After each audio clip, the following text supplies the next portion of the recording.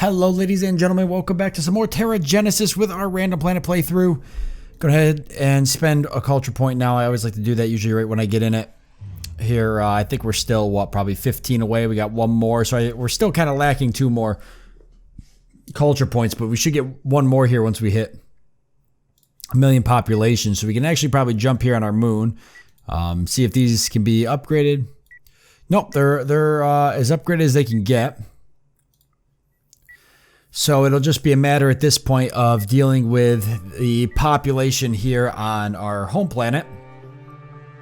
A lot of these areas here, like oxygen and stuff, are still trying to build up. I think they're still trying to fit their habdomes. No, actually, they're all filled up too. So it'll just be a matter of building more habdomes to reach that population limit. And I think we'll take a look at that here in a second. But let's start with how the planet looks. So right now, temperature is going up a little bit, plus 14 a minute. We're going to be able to cancel that out here probably right now. So we'll go ahead and do that. I still think I want it going up a little bit. I just don't want it going up that fast. Actually, I don't have any... Oh, that's oxygen. We need temperature. Okay, perfect. There's the plus 14 right there. So we'll just actually turn this off and leave a plus 4, and that's all canceled out. So that's nice. So we'll just let the temperature still go up a little slower, but nothing crazy there. Pressure is perfect. Oxygen's still doing that kind of slow descent thing, which is fine. And water actually is now going down because the temperature's not going up. So it's just a matter of making sure we keep water balanced. We want it going down a little bit because you can see we're almost 100,000 over, but we don't want it going down. We don't want to go down that fast. There's 120,000, so it actually says I could probably build another... I could either build another ice launcher or I could build some habdomes. If I build some habdomes, then we would be good there. And I can't build another ice launcher here anyways, because of... Unless I get rid of this, which I could do that. I'm going to demolish this hab unit, and I'm going to construct another habdome here. So this is a perfect chance for us to go right into building more habdomes. I could actually build probably 4 or 5 more habdomes. What I will have to do, though, let's see. We got a habdome here, so we're just waiting for the pop to go up here. What I will have to do is I'll have to offset the oxygen. And it's 10 oxygen for every habdome, so if I build 4 of those,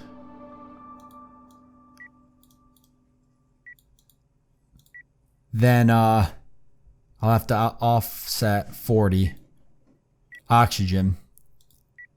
But that'll be good because that'll deal with the water. Maybe we build a couple more then. And then we can offset the oxygen another way. So let's just go ahead. We'll build more habdomes. My spaceport here, I think it is. Yeah, so this is the best place to be building habdomes, honestly, because I have a spaceport here, so they'll fill up pretty quick. So that's 3, 4, 5. Let's see, how much can we cancel? 80. So let's go for 80. So that's 5. So that means building 3 more, and hopefully that'll get us close to the culture points we need. And then I might need a random event to get the last one. So 1, 2, 3, 4. 1, 2, 3, 4, 5. So that should have been 5. Crap, I can't remember now. 5. 6. 7. I think it was 8. Oh, there we go. Dog barking on me, freaking me right out. Get her over here. Okay, what was the other one here? Pressure, maybe?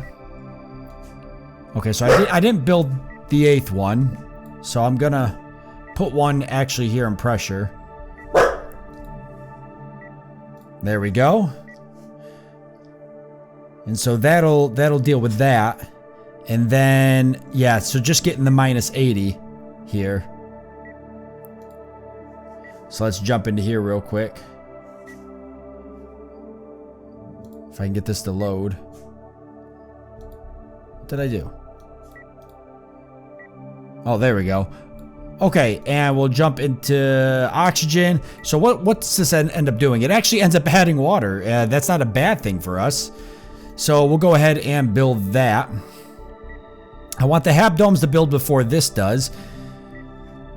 But I want them all to be done around the same time. So if I check and look here, they should be pretty close. Yeah, because they're all about 2 hours. So the hab domes will all finish, and then the minus 80 for oxygen will finish right after that. So we should be all good to go. Let me just take a look again at this and make sure it hasn't changed. Did I somehow move this? I must have moved the game on accident. There we go. It's a little bit better. Okay, so temperature +4. That's fine. We know we're doing that. And pressure will be fine. So this will go right up. And then it'll go right up real quick, and then that minus 80 will build, so it'll go right down. I think that's okay. I'm almost tempted to rush the minus 80 and let it run for a bit to even this off some. I think I'll do that, actually. And then that's +20, so this will go up a lot. I don't know what this is going to look like when it's all said and done. It'll be 160, should be 180, I think. So we can just assess it once we get to that point and decide what I want to build that might deal with that. Yeah, so I am actually going to rush this.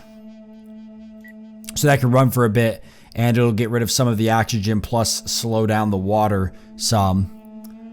So perfect. So the last thing to do would be the biosphere. So we can make one microorganism and one aquatic and terrestrial microorganism each. So we can start with this. There we go. All right, and 50% support offered. Okay. Every organism in TerraGenesis is made up of 5 genes. Oh, I haven't actually been in this for the 5.0 update. A kingdom, a phylum, and 3 attributes. The kingdom was already selected when you chose the section of the biosphere that brought you here, like terrestrial plants or aquatic herbivores. Next, pick a phylum or the type of organism you want to make. After that, you can customize it with 3 attributes to make unique, viable species. Yep, so to the right is the organism table, which gives you a detailed look at the species you're working on. In particular, check out the health section that will total up the others and show you what might be keeping your species from thriving. It's a lot to take in, but in the right hands, it can be a very powerful tool. Tap any row for an explanation of that selection to help you learn more about how the biosphere system works. So I always try to go for things, and I've explained this in past series before, but I'll explain it again for those of you that might be new. I always try to go for things that like don't offset my planet, you know, too much. I didn't build a particular type of planet. I kind of went for a Gaia planet, so low pressure, high pressure, low oxygen, high oxygen. That stuff isn't really going to help us because we're trying to keep it. If we were building a planet that, you know, is high oxygen planet or something, then that might make a little bit more sense.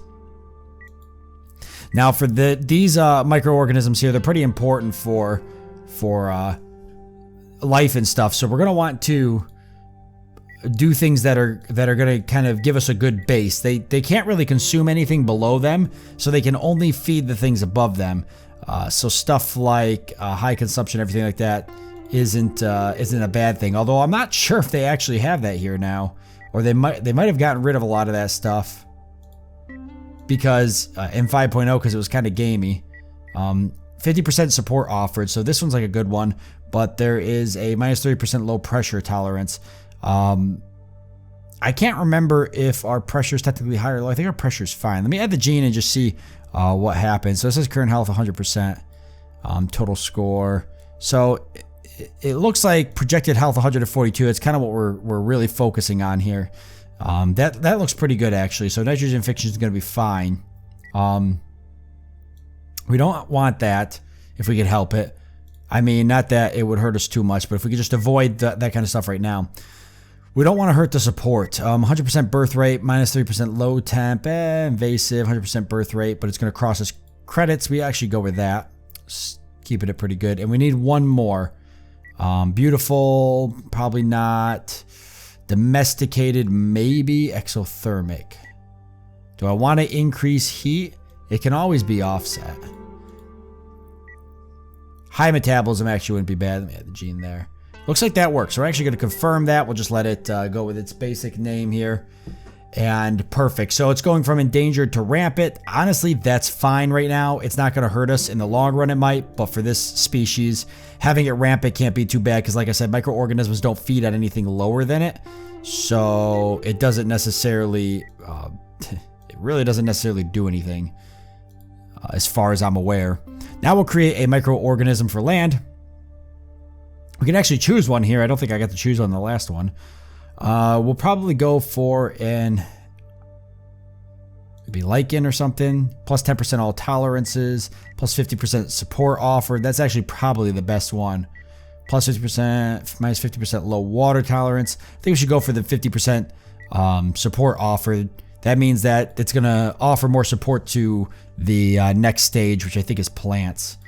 Then we're going to want to do things that make this, obviously, more support offered, like nitrogen fixing, if I can get away with it here. Which I can, and we'll probably stick with other things that I can influence. This actually lowers birth rate, which I don't think we want, unless we can get something that offsets that. We could do invasive, increase birth rate, and then do... beautiful. It offsets 1,000 of the credits, so it only costs us 1,000 to do invasive, and minus 50% birth rate. So let's do that. Confirm the organism, add it in, and ramp it 142. So both of these are going to be about the same, so we'll let those build up. I need to build, let's see, could help our culture significant full center towards wealth on our, let's see. Sure, whatever, send the money. I was hoping it was a culture point, but it wasn't. So there we go. That's those two microorganisms set up. We're going to want to set up some more stuff in the future, probably 2 more microorganisms, and that's going to require good old-fashioned BioCity here to allow us to build more of those. I'm actually going to go ahead and confirm this just so I can get this built. That'll help population build up here quicker, which will fill up that hab dome and allow me to build more structures. That's really what I think we need at this point in BioCity, so I can get more tidal enclaves, more automated nurseries. I do try to avoid upgrading these because when you upgrade them, I believe it adds... Boy, it doesn't say it does. This says it changes these, but this doesn't say it changes anything. So maybe they changed that. Huh, they might have changed that actually, because originally I would never upgrade these because it would just like mess your planet up, but it looks like they might have changed it. So we'll give that a try and see what that does. All right, so we're almost to the end, guys. We got another episode here, though, ahead of us just to keep working on the environment. We'll see what the planet looks like. We'll see what population and culture looks like. And we'll get to wrapping this up and creating a nice planet. So I want to thank you all for joining me. I hope that you've enjoyed it. Look forward to seeing you next time.